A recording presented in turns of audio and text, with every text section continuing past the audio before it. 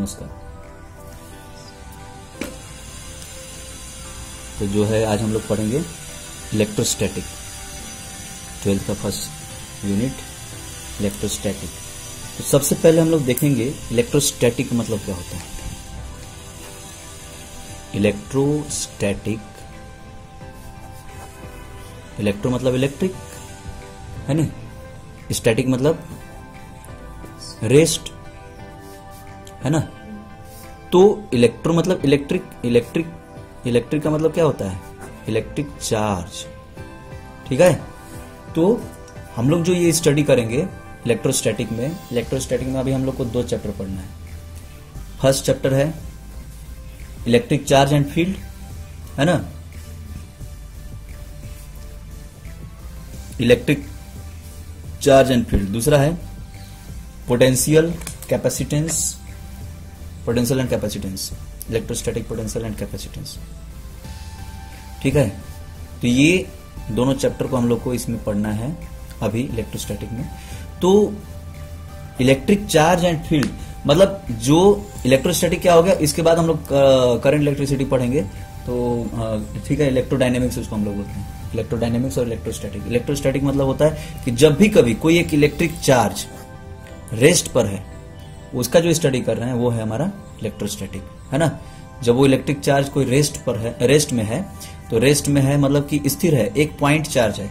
तो यहाँ जब इलेक्ट्रोस्टैटिक, आप लोग पहले ही समझ लीजिएगा कि इलेक्ट्रोस्टैटिक जो चैप्टर है, फर्स्ट चैप्टर जो चार्ज एंड फील्ड के बारे में है, तो यहाँ इलेक्ट्रिक जो चार्ज है, चार्ज तो पता ही है आपको कि चार्ज 2 तरह के होते हैं, है ना। चार्ज 2 तरह के होते हैं, 2 टाइप्स के।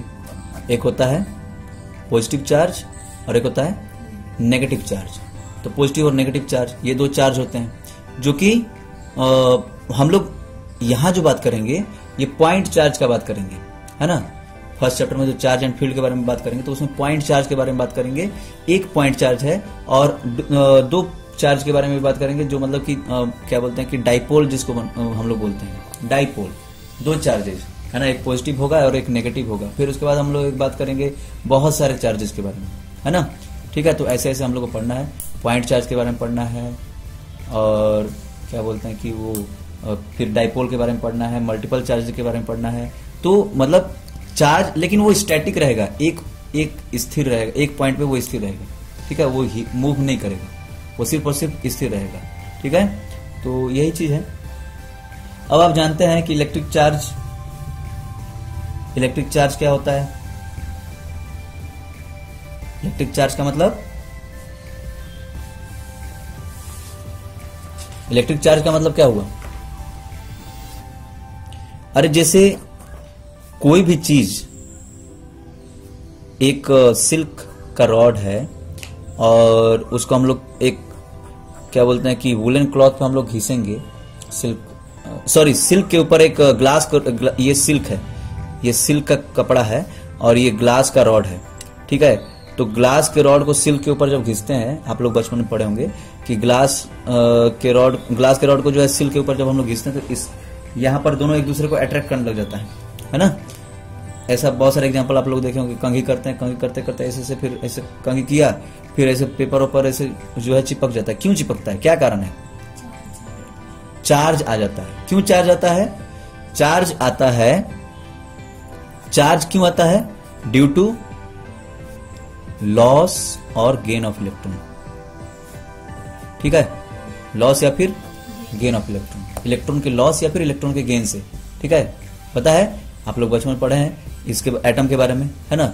एटम जो होता है, एटम में क्या होते हैं, जो क्या बोलते हैं कि हमारे पास उसमें 3 चीज होता है, इलेक्ट्रॉन, प्रोटॉन और न्यूट्रॉन। ठीक है, जो प्रोटॉन होता है ये पॉजिटिवली चार्ज होता है और इलेक्ट्रॉन जो होता है वो नेगेटिवली चार्ज होता है और ये न्यूट्रल होता है। ठीक है, ये पॉजिटिवली चार्ज और ये नेगेटिवली चार्ज और ये न्यूट्रल। तो यहां एक चीज है कि जब कभी भी एटम मतलब प्रोटॉन और न्यूट्रॉन, तो ये तो न्यूक्लियस में फिक्स होते हैं, है ना, ये न्यूक्लियस में फिक्स रहते हैं, है कि नहीं। तो न्यूक्लियस में फिक्स रहते हैं तो ये कभी चेंज नहीं होते। हम लोग कभी प्रोटॉन को नहीं निकाल सकते हैं, प्रोटॉन को निकालेंगे तो न्यूक्लियर फिजन या फ्यूजन होगा, बहुत बहुत विशाल जो है वो होगा, बम ब्लास्ट होगा। ठीक है, तो इसलिए प्रोटॉन और न्यूट्रॉन को हम लोग अलग अलग नहीं कर सकते हैं, उनके बीच में न्यूक्लियर बाइंडिंग एनर्जी, अभी हम लोग सेकंड पार्ट में हम लोग न्यूक्लियर बाइंडिंग एनर्जी के बारे में पढ़ेंगे। तो न्यूक्लियर बाइंडिंग एनर्जी उनके बीच में बहुत मतलब बहुत ज्यादा हाई होता है, ठीक है। तो इसलिए तो एक चीज ये हो गया, तो न्यूक्लियस में मतलब प्रोटॉन और न्यूट्रॉन है, तो इसलिए उसको हम लोग अलग नहीं कर सकते। दूसरा चीज, इलेक्ट्रॉन जो है, तो जो है प्रोटॉन और न्यूट्रॉन फिक्स रहता है, तो फिर इस कारण से उसको निकाल नहीं सकते। लेकिन जो इलेक्ट्रॉन है ना, देखिए इलेक्ट्रॉन जो है आप लोग पढ़े हैं बोर का मॉडल, नील बोर का मॉडल जो है, उसमें न्यूक्लियस है उसके चारों तरफ। इसका तो डिस्कवरी तो वैसे रदरफोर्ड ने किया था इस मॉडल को, लेकिन उसमें जो है ये बताया नहीं था कि फिक्स्ड ऑर्बिट पे। तो बाद में नील बोर बताया कि वो फिक्स्ड ऑर्बिट पे जो है घूमता है। बाद में और भी श्रोडिंगर वगैरह का इक्वेशन सारा सब कुछ, उससे फिर एक अपना सेल का इक्वेशन बना, है ना। तो उसमें ये था। अब वो सब चीज तो केमिस्ट्री का चीज है, लेकिन उसके बाद हम लोग ये चीज देखे कि ये जो इलेक्ट्रॉन है ये न्यूक्लियस के चारों तरफ जो घूमता है, तो ये एक तरह से फ्री हो सकता है, ठीक है। कैसे फ्री हो सकता है? इसका जब हम लोग एनर्जी बढ़ा देंगे या घटा देंगे, है ना। जब एनर्जी इसको बढ़ा देंगे तो यहां से ये इलेक्ट्रॉन निकल जाएगा, बाहर हो जाएगा। इलेक्ट्रॉन ये बाहर जब हो जाएगा तो क्या होगा, अच्छा मतलब कि कम करेंगे तो फिर ये इस एनर्जी लेवल से कम आ जाएगा, है ना, खींचा चला जाएगा। तो इसीलिए वैसे जनरली अगर हमको फ्री करना है तो उसके लिए फिर इलेक्ट्रॉन का जो है क्या करेंगे, हाँ एनर्जी बढ़ाएंगे, तो फिर उससे एक्साइटेड स्टेट में आ जाएगा। एक्साइटेड स्टेट में आकर के फिर वो जब बाहर हो जाएगा तो इसके अंदर हमारे पास जैसे कोई एक आपको सोडियम का हम लोग एक एग्जांपल लेते हैं, उसमें 11 प्रोटॉन है तो प्लस 11 चार्ज हो गया 11 प्रोटॉन के कारण, और 11 इलेक्ट्रॉन है तो प्लस 11 माइनस 11 जो है, क्योंकि एक इलेक्ट्रॉन पे नेगेटिव चार्ज होता है, माइनस 11, तो ये दोनों कैंसिल आउट हो जाएंगे। तो फिर क्या हो जाएगा, इसके ऊपर न्यूट्रल मतलब कि इसके ऊपर कोई चार्ज नहीं है। अब इसके ऊपर कोई चार्ज नहीं है, लेकिन अगर मान लीजिए कि अगर एक इलेक्ट्रॉन हट गया, एक इलेक्ट्रॉन अगर वहां से रिमूव हो गया, तो यहाँ पे 10 इलेक्ट्रॉन बचे, 10 इलेक्ट्रॉन बचे तो प्लस 11 माइनस 10 यानी कि प्लस 1, तो उसके ऊपर चार्ज आ गया प्लस 1, तो पॉजिटिवली चार्ज हो गया। वैसे ही जो इलेक्ट्रॉन को गेन कर लेता है तो वो नेगेटिवली चार्ज हो जाएगा, है ना, क्योंकि प्रोटॉन तो फिक्स है, प्रोटॉन में कोई चेंज नहीं आएगा। इलेक्ट्रॉन अगर गेन या लॉस होता है उससे फिर हमारा क्या बोलते हैं कि जो एटम है, या फिर जो एटम ऐसे इलेक्ट्रिकली न्यूट्रल होता है, लेकिन जब एटम चार्ज कब होता है, जब उसके अंदर से इलेक्ट्रॉन रिमूव करते हैं या फिर इलेक्ट्रॉन ऐड करते हैं, है ना, कोई दिक्कत। तो ये चीज है, तो इसी कारण से चार्ज मतलब कि जनरेट होता है। और ये चार्ज जो है, चार्ज का स्टडी सबसे पहले किया गया था माइकल फैराडे, वही थे ना। तो सबसे पहले जो ग्रीक में जो इन लोग ये रगड़ा रगड़ी किए थे, इधर क्या बोलते हैं कि वो जो ग्लास और सिल्क इस टाइप का अंबर का रगड़े थे सिल्क के ऊपर, ठीक है, सिल्क और वुलन क्लॉथ के ऊपर, तो फिर उससे फिर अट्रैक्ट कर रहा था। तो उसको अंबर को जो है ग्रीक में बोलते हैं इलेक्ट्रॉन, है ना, और उसी इलेक्ट्रॉन से फिर इलेक्ट्रिसिटी नाम पड़ा, ये है इलेक्ट्रिक चार्ज, ठीक। तो ये है, हाँ। तो अब इसमें एक चीज है कि चार्जेस के बारे में तो आपको बता ही दिए। चार्जेस दो तरह के, एक पॉजिटिव और एक नेगेटिव, है ना। तो पॉजिटिव और नेगेटिव चार्जेस, तो पॉजिटिव चार्जेस तो ये आपका हो गया। अच्छा, दूसरी बात, जब हम लोग रबिंग करते हैं, है ना, रबिंग करने से जो चार्ज जनरेट होता है, ठीक है, वो रबिंग करने से जो चार्ज जनरेट होगा वो क्या होगा, वो अपोजिटली चार्ज होंगे।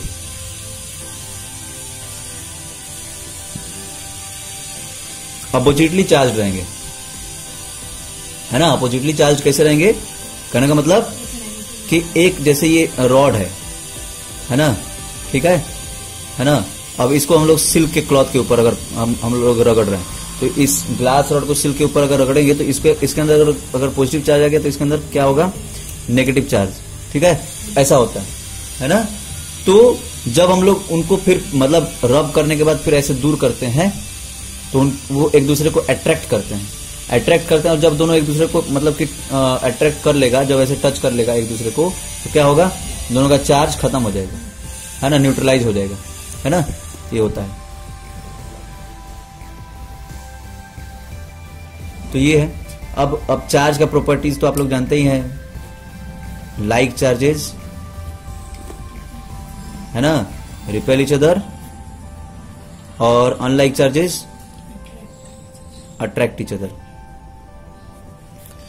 है ना, अट्रैक्ट ईच अदर। तो ये है, तो चार्ज का ये क्या है, फीचर हो गया, कैरेक्टरिस्टिक हो गया। अब हम लोग देखेंगे ये आप लोग चार्ज को डिटरमाइन कैसे किया जाता है, इसके बारे में तो आप जानते ही हैं। चार्ज को जो है डिटरमाइन कैसे किया जाता है, जिस इंस्ट्रूमेंट से किया जाता है उसका नाम है इलेक्ट्रोस्कोप। इलेक्ट्रोस्कोप का डायग्राम तो आप लोग देखे ही हैं, है ना,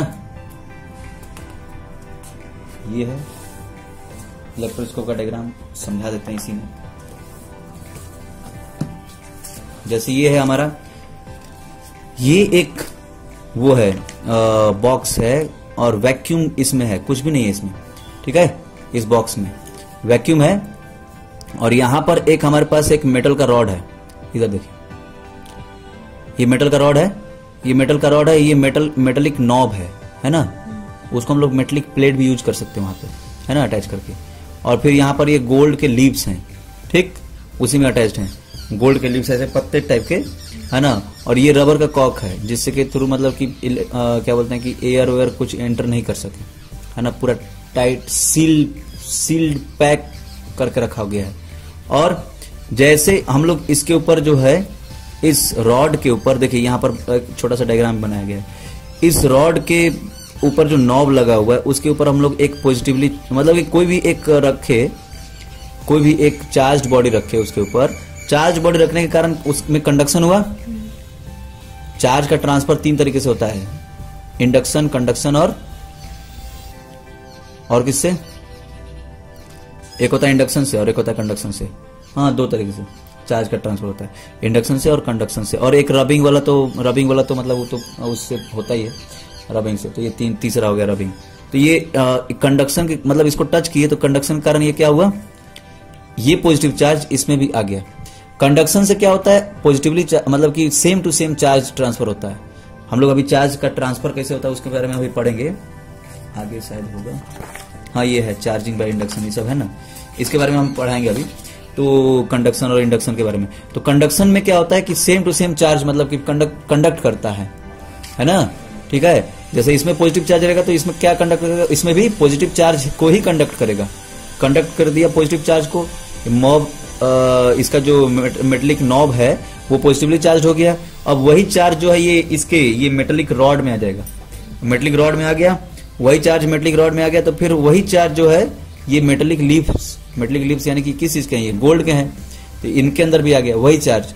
अब वही चार्ज आ गया, वही चार्ज आने के कारण क्या हुआ, ये दोनों के दोनों पॉजिटिवली चार्ज हो गए। अब दोनों के दोनों जब पॉजिटिवली चार्ज होंगे तो फिर क्या होगा, रिपेल करेंगे।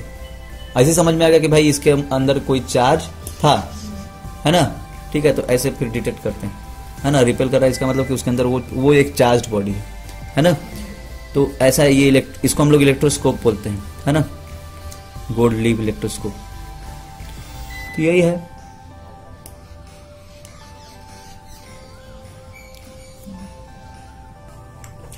तो ये हो गया, चार्ज को डिटरमाइन करना है। अब चार्ज का अगर हमको वो भी डिटरमाइन करना है कि मतलब कि किस टाइप का चार्ज है, पॉजिटिव चार्ज है कि नेगेटिव चार्ज है, सेम चार्ज है कि अलग अलग चार्ज है।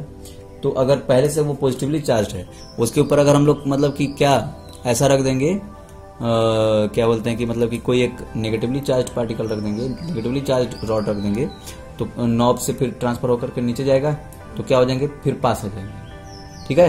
तो फिर से वो क्या हो जाएंगे, न्यूट्रलाइज होकर के वो पास हो जाएंगे, है ना।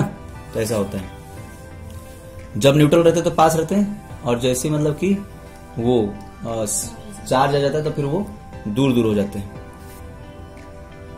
ठीक है। अब कंडक्टर एंड इंसुलेटर। कंडक्टर क्या होता है,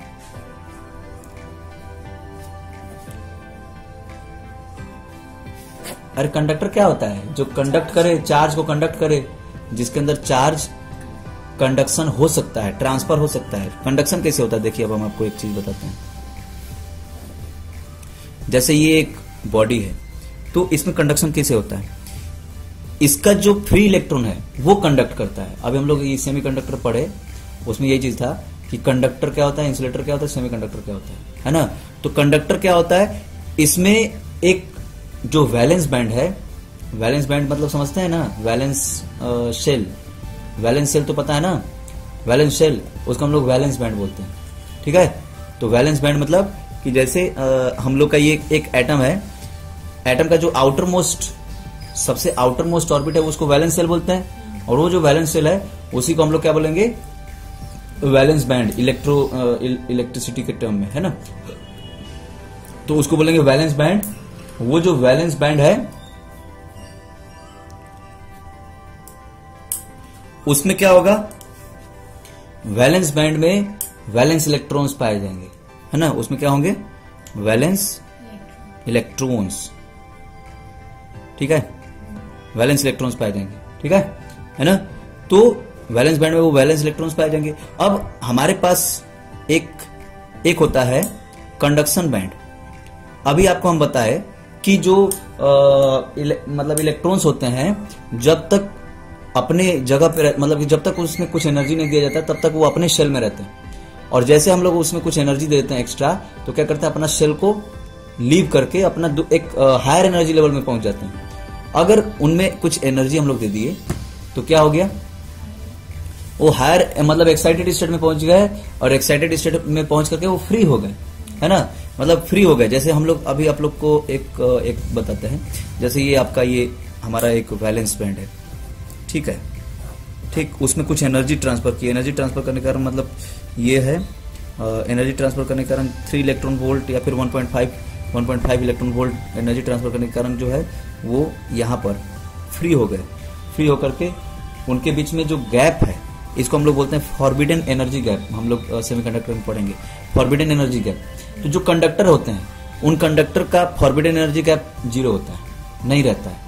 कंडक्शन बैंड, ये कंडक्शन बैंड है, मतलब एनर्जी देने के कारण जो है यहाँ पर जो इलेक्ट्रॉन्स थे, फ्री इलेक्ट्रॉन्स, अरे नहीं फ्री इलेक्ट्रॉन्स नहीं, वैलेंस इलेक्ट्रॉन्स, ये वैलेंस बैंड है, वैलेंस बैंड है जिसको हम लोग, जिसमें जो इलेक्ट्रॉन्स है उनको हम लोग वैलेंस इलेक्ट्रॉन्स बोलेंगे। और ये हमारा कंडक्शन बैंड है। कंडक्शन बैंड क्या होता है, कंडक्शन बैंड कोई अलग से कोई बैंड नहीं होता है, लेकिन क्या होता है, मतलब कि जैसे एक पेरिफेरी होता है, पेरिफेरी मतलब कि हमारे स्कूल के आसपास का जो सराउंडिंग में कोई बच्चा घूम रहा है, स्कूल से बाहर निकला तो थोड़ा फ्री हो गया, तो बाहर निकल के फिर घूमने लग गया स्कूल के आसपास, है ना। स्कूल में जब तक है वो तो घूमेगा नहीं, फिर क्लास में रहना पड़ता है। तो वैसे ही जब तक एटम में तो वो तो मतलब कि जो है उसी के अनुसार चलेगा, और जैसे ही एटम से वो बाहर निकलता है तो फ्री थोड़ा हो गया, वो कहीं भी घूम सकता है। ठीक है, तो वैसे ही स्कूल से जैसे बाहर निकलता है गेट के बाहर, तो कहीं भी इधर इर्द गिर्द घूमता है। लेकिन अच्छा हाँ, दूसरी बात यह है, जो उसका बच्चा है स्कूल का, जो अपने स्कूल को स्कूल मानता है, तो क्या स्कूल की मतलब की सराउंडिंग में घूमेगा, ज्यादा इधर उधर दूसरे लड़कों के साथ में नहीं घूमेगा। ठीक है, तो वैसे ही ये इलेक्ट्रॉन थोड़ा अच्छा बच्चा है, वो जानता है कि ये एटम हमारा अपना है, तो इसलिए वो क्या करता है, उसी के आसपास ही घूमता है, मतलब ज्यादा इधर उधर नहीं घूमता है। ठीक है, तो वो जो है ये उसके आसपास घूमता है, तो उस जो थोड़ा सा सराउंडिंग है उसको हम लोग कंडक्शन बैंड बोलते हैं। बात समझे ना, तो ये तो उसका वो कंडक्शन बैंड है। अब जैसे इलेक्ट्रॉन्स जब फ्री होंगे तब फ्री होकर के फिर ये कंडक्शन बैंड में पहुंचेंगे, तब वो कंडक्ट करने लायक होंगे, है ना। तो सेमी कंडक्टर में क्या होता है, मतलब कंडक्टर में क्या होता है, पहले हम लोग कंडक्टर की बात करते हैं। कंडक्टर में क्या होता है कि ये जो दूसरा पेज,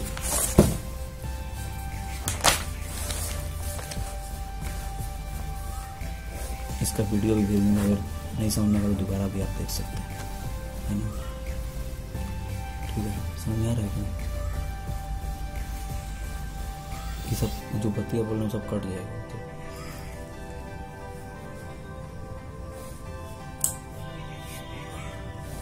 कंडक्टर में क्या होता है, सुनिएगा, कंडक्टर में क्या होता है कि ये जो वैलेंस बैंड है, ये वैलेंस बैंड और कंडक्शन बैंड, ये दोनों एक दूसरे पे ओवरलैप करते हैं, है ना।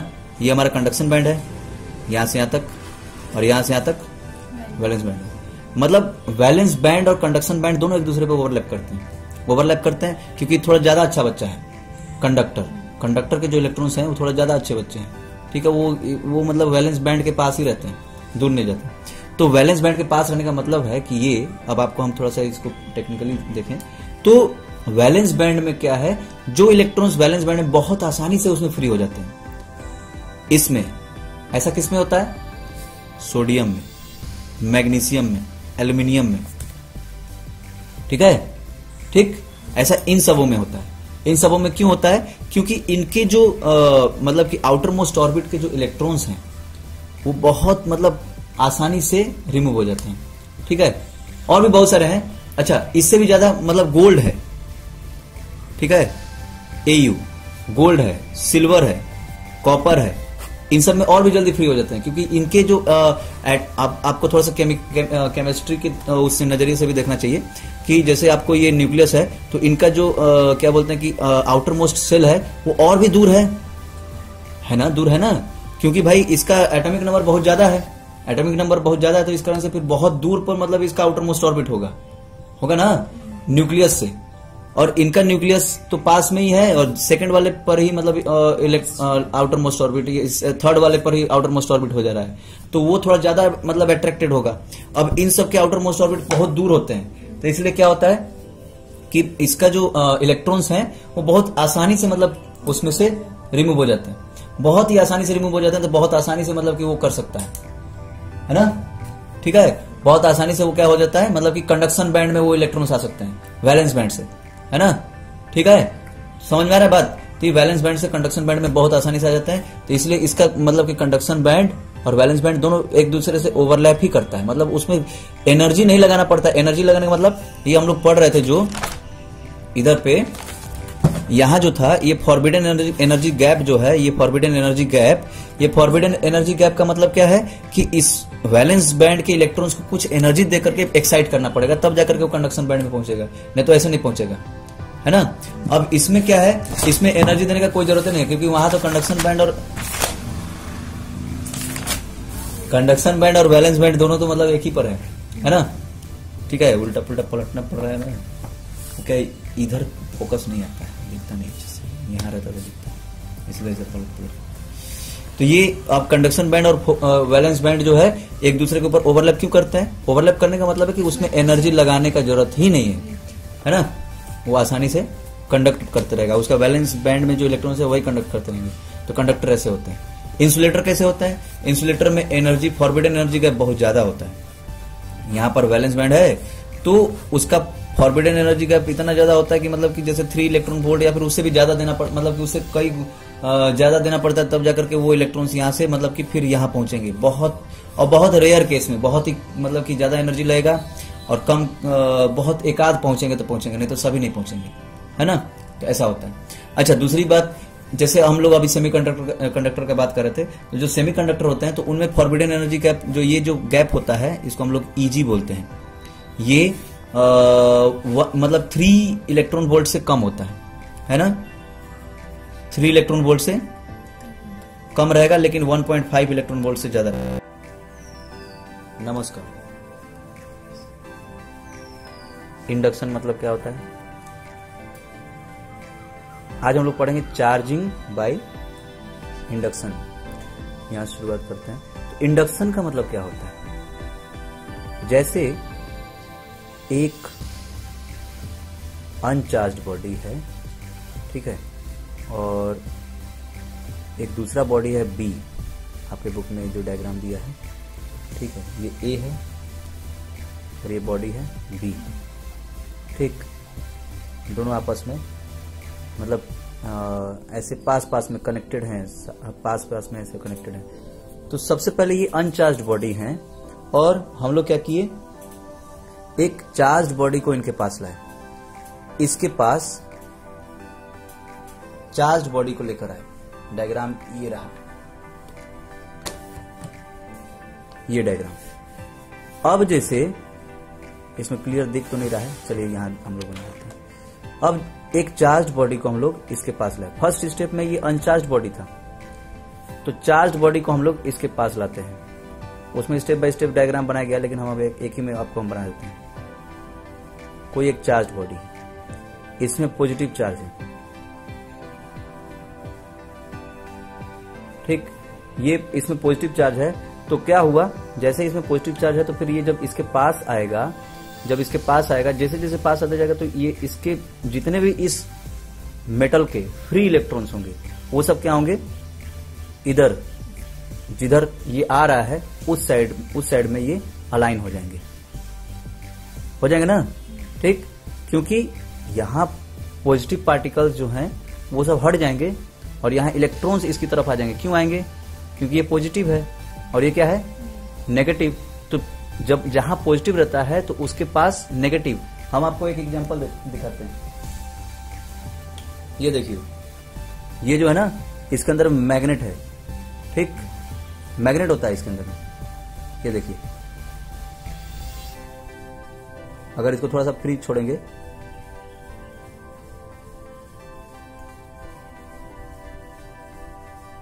क्या कर रही है? हम हिला नहीं रहे हैं उसको, ऐसे बस पकड़े हैं, वो अपने आप रिपील कर रहा है।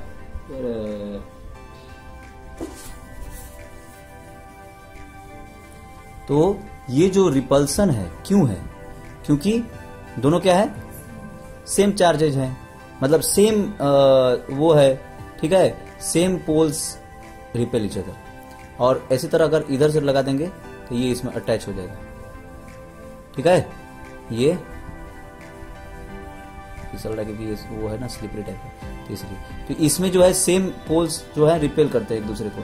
तो वैसे ही जब अपोजिट चार्जेज रहते हैं तो वहां पे वो एक दूसरे को अट्रैक्ट करते हैं, है ना। तो ये जो पॉजिटिव चार्ज है, ये सारा का सारा ये पॉजिटिव चार्जेस, इसके पास क्या होंगे? ये negative particles, negative charge electrons जो है इसकी तरफ अलाइंड हो जाएंगे, है ना, अलाइन हो जाएंगे। फिर वो क्या होंगे? अब हम बात बताते हैं एक आपको। इसके सारे नेगेटिव पार्टिकल्स जब इधर आ गए तो इसमें जो पॉजिटिव चार्ज जो बचे वो क्या होंगे? वो यहां पर आ जाएंगे अपोजिट साइड में, ठीक है। इसको हम लोग बोलते हैं डाइपोल। डाइपोल मतलब दो पोल बन गया, एक तरफ नेगेटिव और एक तरफ पॉजिटिव, ठीक है। अब यहां पर जब पॉजिटिव रहेगा तो इसके पास जो कनेक्टेड यहां पर जो सटा हुआ जो ये बी है बॉडी, तो यहां पर क्या होगा? यहां पर क्या होगा? नेगेटिव होगा, यहां पर नेगेटिव चार्ज इंड्यूस्ड हो जाएगा। हाँ, आपको इंडक्शन बताना भूल गए। ये जो प्रोसेस था, ये जो प्रोसेस था यहां पर, इस पॉजिटिव को यहां लाने के बाद जो है यहां पर क्या हो गया? नेगेटिव चार्ज यहां पर अलाइन हो गए। तो ये जो हुआ, ये जो मेथड है, इसी को बोलते हैं चार्जिंग बाय इंडक्शन। ये इंडक्शन है, इंडक्शन से ये काम हो रहा है ना। इसके पास क्या था? पॉजिटिव चार्ज था, तो यहां पर भी क्या आ जाएगा? यहां नेगेटिव चार्ज आ जाएगा उसके अपोजिट में, ठीक है, ठीक। और यहां पॉजिटिव चार्ज रहेगा, तो यहां पॉजिटिव चार्ज रहेगा तो फिर यहां पर क्या हो जाएंगे? ये नेगेटिव पार्टिकल्स अलाइन हो जाएंगे, ठीक। और जब ये नेगेटिव पार्टिकल्स जब अलाइंड हो जाएंगे, ये जो है यहां पर जैसे मतलब कि अगर हम लोग इसको कनेक्टेड है, एक बात फिर से सुनिएगा, जैसे यहां पर कनेक्टेड है तो ये नेगेटिव चार्ज यहां पर आ जाएंगे। और एक दूसरा डायग्राम बनाते हैं, ये जो है ए और ये है हमारा बी, ठीक है। तो जब यहां पर नेगेटिव चार्ज मतलब नेगेटिव पार्टिकल्स यानी कि इलेक्ट्रॉन्स जब यहां आ गए इसके पॉजिटिव चार्ज के कारण, ठीक है ना, ठीक है। कोई एक रॉड है, ठीक है, तो उस रॉड में पॉजिटिव चार्ज है तो उसके कारण जो है यहां पर नेगेटिव चार्ज अलाइंड हो गए। यहां पर पॉजिटिव चार्ज नहीं रहेगा, ध्यान दीजिएगा, पॉजिटिव चार्ज रहेगा यहां पर बी साइड, बी के लास्ट एंड पे। क्यों यहां पर बी के लास्ट एंड पे क्यों रहेगा? क्योंकि ये दोनों का दोनों पूरा अभी एक ही है, पूरा का पूरा ये क्या है? एक ही है, अलग अलग नहीं है, ठीक है। अभी ये एक ही है, एक साइड में इधर नेगेटिव चार्ज है और एक साइड में इधर पॉजिटिव चार्ज है, ठीक है। ये एक दोस्त आया और ये दोनों आपस में दोस्त हैं, पूरा मिले हुए हैं, ऐसे हैं अनचार्ज, इनमें कोई चार्ज ही नहीं है, ठीक है। अभी सिंपल बातचीत हो रहा है, सारा सब कुछ हो रहा है, ठीक है ना, बढ़िया से। एक पॉजिटिव आदमी आया तो पॉजिटिव आदमी को मतलब ये क्या करेगा? इसमें जो नेगेटिव वाले रहेंगे ना तो उसको भगाने की कोशिश करेंगे, ठीक। बोलेंगे अरे नहीं, हम लोग का दोस्ती ठीक है, तुम्हारा कोई जरूरत नहीं है, तुम जाओ। तो वो सारे के सारे नेगेटिव यहां पर आ जाएंगे, तो इंडक्शन हो गया, ठीक। अब इसका दूसरा जो पार्ट है वो बोलेगा अरे काहे के लिए भगा रहे हो बेचारे को, छोड़ दो, कोई बात नहीं, वो दूसरा तरफ जो है वो पॉजिटिव रहेगा, ठीक है। तो ये डाइपोल है, ये डाइपोल मतलब दो पोल, जैसे नॉर्थ और साउथ ये दो पोल होते हैं ना, तो वैसे ही नेगेटिव और पॉजिटिव, हम लोग डाइपोल के बारे में पढ़ेंगे। Two charges having opposite charge, है ना, and connected by and separated by distance 2a, उसको बोलते हैं डाइपोल। ठीक है, दो चार्जेज जिनके बीच में 2a डिस्टेंस है और उनका क्या बोलते हैं कि उनका चार्ज अपोजिट है, ये अगर पॉजिटिव है तो ये नेगेटिव है, तो इसको बोलते हैं डाइपोल, है ना। ठीक है, तो वैसा ही, तो ये डाइपोल है। ठीक है, ये इधर नेगेटिव है तो इधर पे क्या हो जाएगा, पॉजिटिव हो जाएगा। ठीक, अब ये जैसे ही वापस जाएगा, जब ये वापस जाएगा, हटेगा, तो क्या होगा, वापस जाने के कारण क्या होगा, ये जो नेगेटिव पार्टिकल्स हैं वो इधर यहां पर आकर के अलाइंड हो जाएंगे, और ये जो इसके पास जो था वहां पर क्या हो जाएंगे, वो पॉजिटिव चार्जेस। ठीक, ये ए और ये बी। ठीक,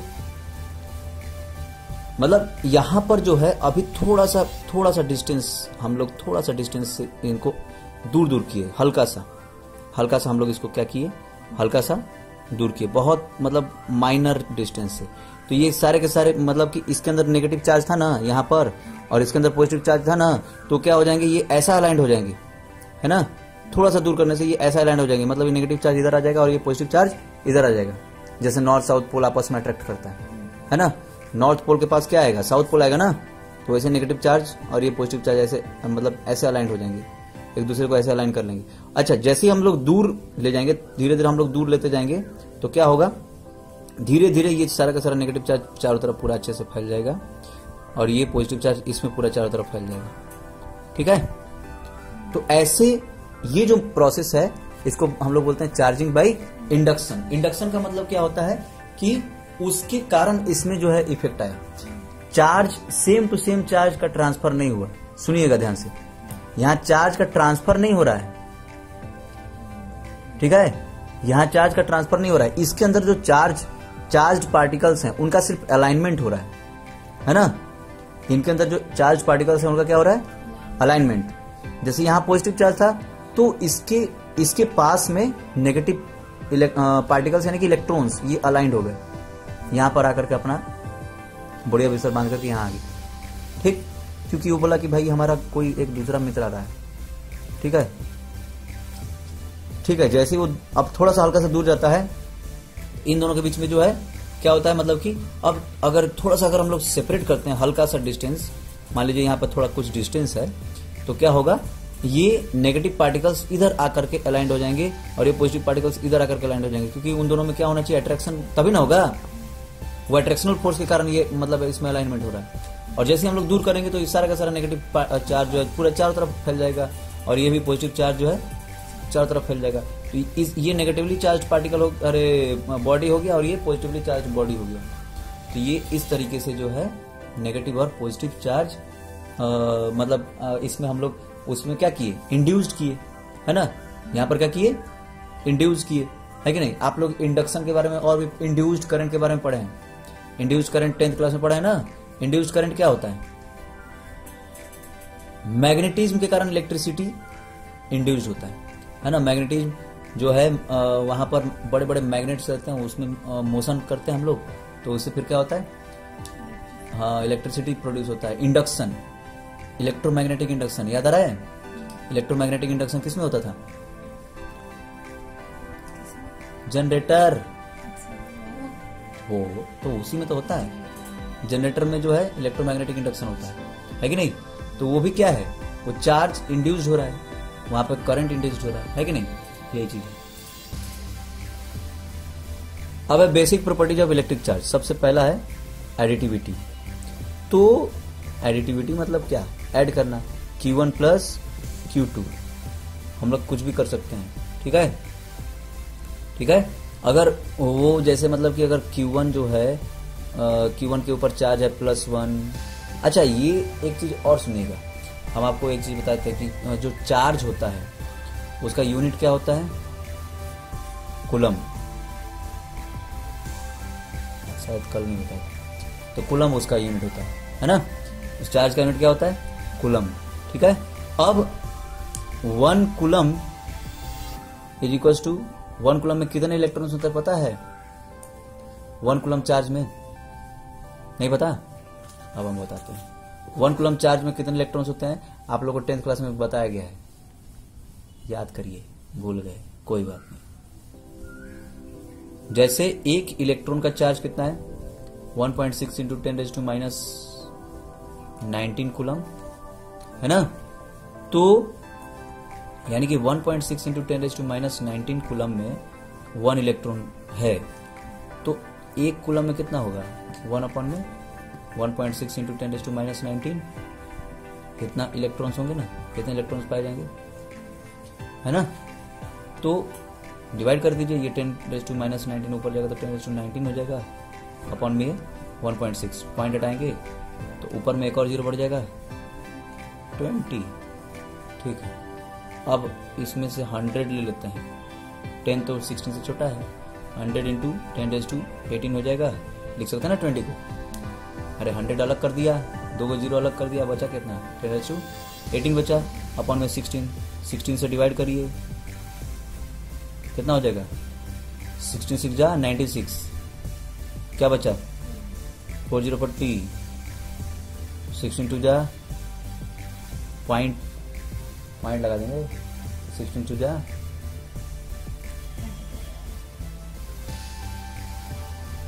32, बचा 8080, कितनी बार में जाएगा?